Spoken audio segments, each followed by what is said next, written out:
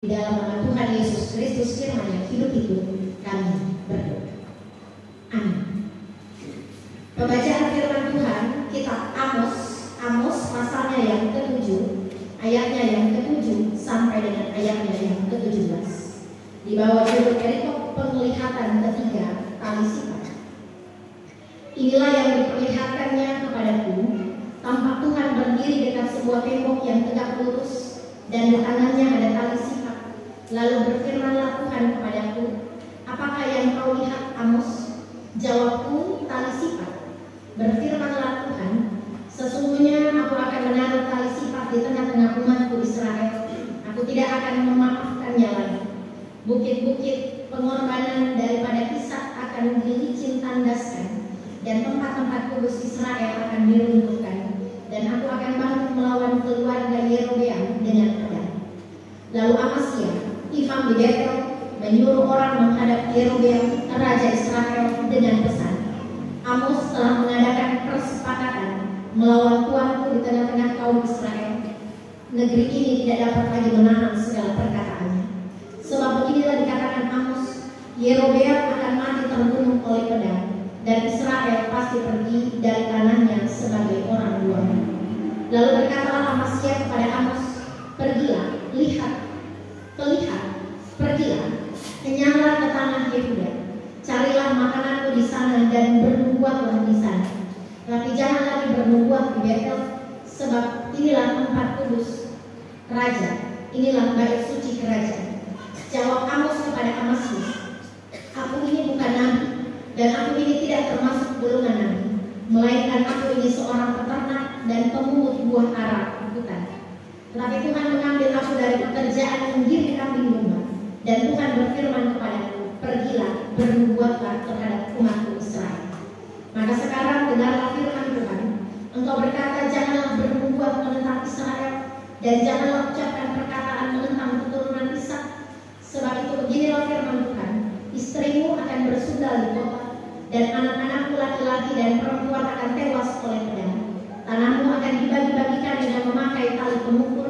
Engkau sendiri akan mati di tanah yang najis, dan Israel pasti pergi dari tanahnya sebagai orang buang.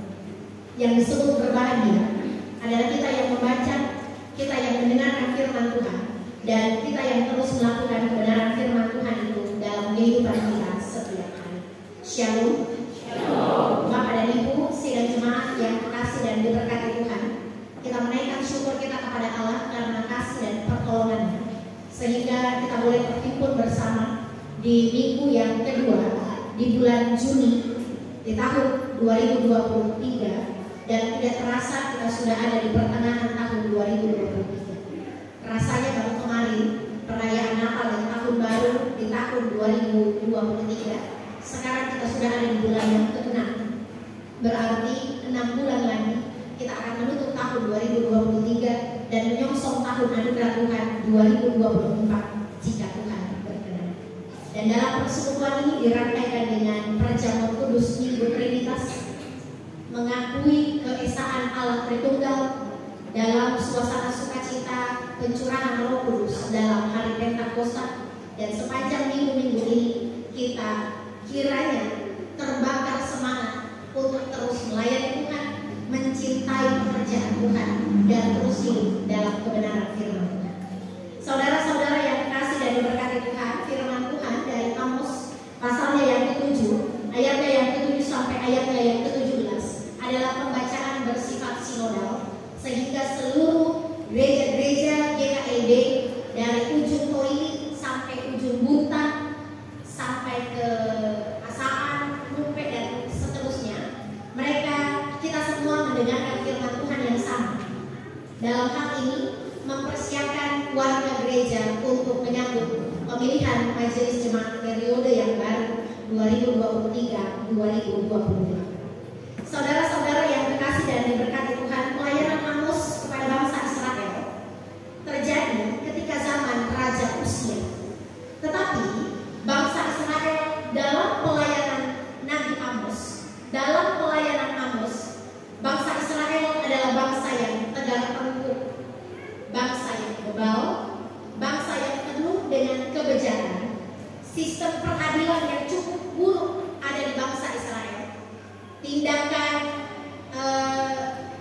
kecurangan, tindakan penindasan kepada orang-orang miskin ada di bangsa Israel. Bangsa Israel penuh dengan kemunafikan dan mereka menutup kehidupan keberimanan mereka dengan ritual-ritual agama yang akhirnya memuakkan Tuhan. Segala sesuatu yang buruk ada dalam kehidupan bangsa Israel, sehingga di ayatnya yang ke-8 bagian B, Tuhan berkata, aku tidak akan memaafkannya lagi. Saking kecewalah hati Tuhan terhadap bangsa Israel yang penuh dengan kemunafikan, penuh dengan kebobrokan iman, penuh dengan tindakan penindasan, penuh dengan sistem peradilan yang tidak sesuai dengan kehendak Tuhan, dan beberapa hal yang dilakukan oleh kehidupan bangsa Israel yang jauh dari kehendak firman Tuhan, membuat Tuhan akhirnya berkata bahwa Tuhan tidak akan memaafkan bangsa Israel.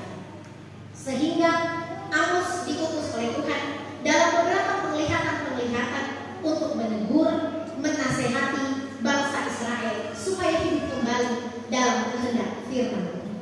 Bangsa Israel tegar tengkuk, bobrok dalam iman, tetapi menyembunyikan kebobrokan imannya dengan bertopengkan ritual-ritual keagamaan yang membuat hati Tuhan terluka.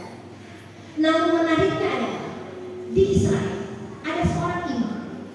Di ayatnya yang ke-10, lalu Amasya imam di Bethel. Ada dua orang yang akan kita pelajari sebagai perbandingan pada siang hari. Ada Amasya imam juga, ada Amos nabi juga. Amasya adalah imam di Bethel yang sudah melayani di kerajaan Israel saat Raja Yerobeam menjadi raja pada zaman itu. Amasya adalah imam. Namun kalau dalam Yahudi, imam yang dibayar oleh raja. Kalau sekarang mungkin imam yang dibayar oleh negara, ya PNS begitulah. Imam-imam yang sudah berstatus milik negara dan dibayar oleh negara. Tetapi Amasya ini imam yang cari aman. Dia mentolerir seluruh kebobrokan bangsa Israel. Amasya tidak menegur, Amasya tidak mengkoreksi, Amasya meninggalkan tanggung jawabnya sebagai imam bagi bangsa Israel. Yang penting dia makan, yang penting selesai pelayanannya, yang penting dia dibayar oleh kerajaan. Dia mentolerir seluruh kebobrokan yang ada dalam kehidupan bangsa Israel. Yang penting dia habis melayani. Apapun yang terjadi dalam kehidupan bangsa Israel, dia acuh, tidak acuh. Itu Amasya.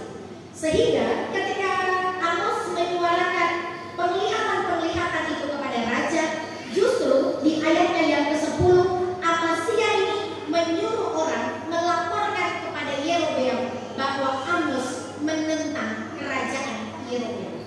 Karena apa? Amasya merasa tersaingi dengan kehadiran Amos.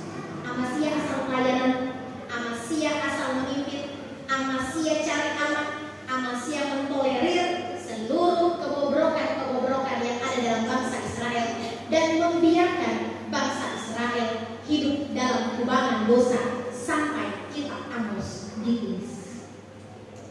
Tokoh yang kedua adalah Amos. Siapa itu Amos? Di Amos pasal 1 ayat 1, perkataan yang dinyatakan kepada Amos, salah seorang peternak domba dan tekoa, tentang Israel pada zaman Usia, Raja Yehuda, dan dalam zaman Yerobeam anak Yoas, Raja Israel, 2 tahun sebelum gempa. Amos, dia bukan golongan nabi. Dia tidak memiliki kemampuan untuk Taurat dan kepintaran dalam hal firman Tuhan.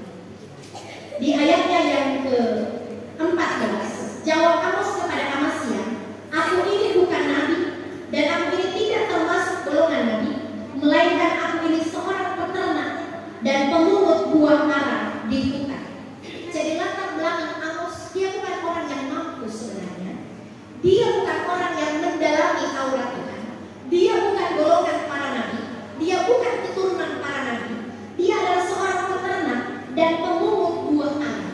ayat 15, tetapi Tuhan mengambil aku dari pekerjaan menggiring kambing domba, dan Tuhan berfirman kepadaku, pergilah, bernubuatlah terhadap umatku Israel.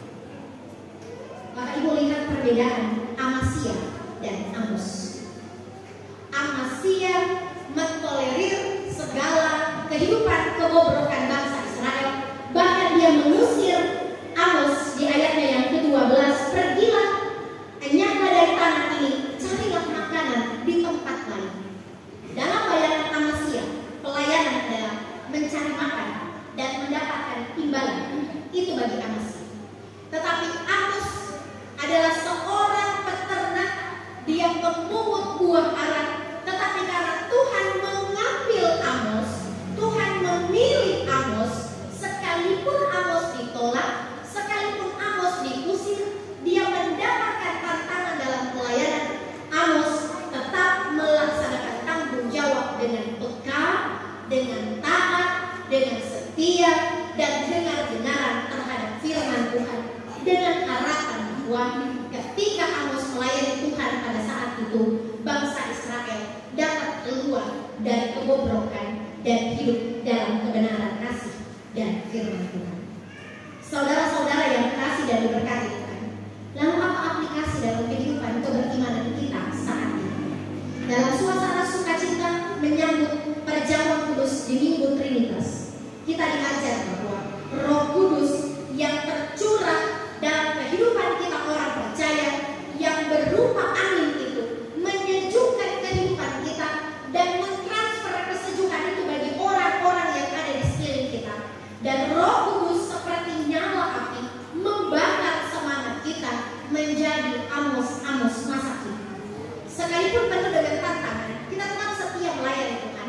Sekalipun kita ditolak, tidak dianggap, dan kita memiliki begitu banyak tantangan, mari kita tetap setia melayani Tuhan. Sekalipun saya tidak punya latar belakang iman, saya tidak punya kemampuan, tetapi ketika kita mau melayani Tuhan, maka Tuhan akan memampukan kita melakukan perbuatan-perbuatan baik. Sehingga perjamuan kudus ini jangan hanya dianggap sebagai sebuah ritual ibadah. Ketika kita makan roti dan minum anggur, bukan otomatis kehidupan kita akan dibersihkan dan dimurnikan oleh Tuhan. Tetapi sesungguhnya ketika Bapak dan Ibu mengambil roti yang merupakan lambang tubuh Tuhan dan minum anggur yang merupakan lambang darah Yesus, kita memiliki sebuah beban untuk hidup benar bersama dengan kematian Kristus. Kita dipersekutukan dengan tubuh Kristus. Jangan lagi berbuat dosa, sehingga Tuhan tidak mengatakan kepada jemaat ini, kepada kita pribadi dan keluarga kita, aku tidak akan memaafkan kamu lagi. Jangan sampai kita menutup keberimanan kita dengan ritual-ritual agama, ritual-ritual peribadatan, lalu Tuhan berkata, aku tidak akan memaafkanmu lagi secara pribadi. Aku tidak akan memaafkanmu lagi secara keluarga. Aku tidak akan memaafkanmu lagi secara jemaat, karena kita menutup keberimanan kita dengan ritual kemunafikan, ritual-ritual ibadah. Hayati dengan sungguh-sungguh makna perjamuan kudus, hidup benar, dipersekutukan dengan tubuh dan darah Yesus. Dan sebagai suara gembala dalam suasana sukacita menyambut pemilihan majelis jemaat periode 2023-2028 yang mulai besok start, akan dilaksanakan penjaringan dari kolom 1 sampai kolom 11. Akan diberikan formulir bagi Bapak dan Ibu. Jangan memilih yang tidak menjadi, jangan memilih mereka yang Amasya masa kini. Tapi pilihlah mereka yang menjadi dan memperlihatkan kualitas iman sebagai Amos masa kini. Gumuli yang Bapak Ibu hendak pilih. Doakan yang Bapak Ibu hendak pilih. Satu suara menentukan nasib bangsa 5 tahun ke depan. Pilihlah mereka yang menjadi Amos